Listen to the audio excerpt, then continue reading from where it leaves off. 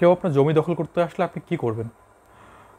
কেউ যদি আপনার জমি দখল করতে আসে, সেক্ষেত্রে যদি আপনি কুইক রেমেডি পেতে চান, আপনাকে এডিএম কোর্টে একটি দরখাস্ত করতে হবে। অর্থাৎ এডিএম কোর্টে আপনাকে 144 এবং 145 ধারার একটি মামলা করতে হবে।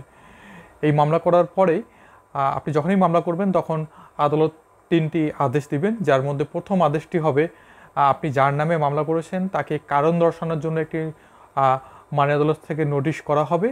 পরবর্তী যে নোটিশটি সেটি হলো থানার কাছে যাবে এবং থানাকে বলা হবে যে যে নালিশি বৃত্ত বা যে নালিশি জমিটি, সেই নালিশি জমিতে শান্তি শৃঙ্খলা রক্ষার জন্য যা যা প্রয়োজনীয় ব্যবস্থা প্রয়োজনীয় ব্যবস্থা গ্রহণের জন্য থানা কর্তৃপক্ষকে আদেশ দেওয়া হবে। আরেকটি নোটিশ, সেই নোটিশটি যাবে হলো এসিল্যান্ড অফিসে। সেই এসিল্যান্ড অফিসে তদন্ত করার জন্য তহসিলদারকে বলা হবে বা এসিল্যান্ডকে বলা হবে।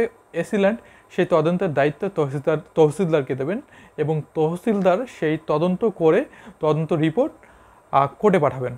তো আপনার যদি কেউ জমি দখল করতে আসে বেআইনিভাবে, সেক্ষেত্রে আপনারা কুইক এডিএম কোর্টে গিয়ে 144 ধারায় মামলা করবেন।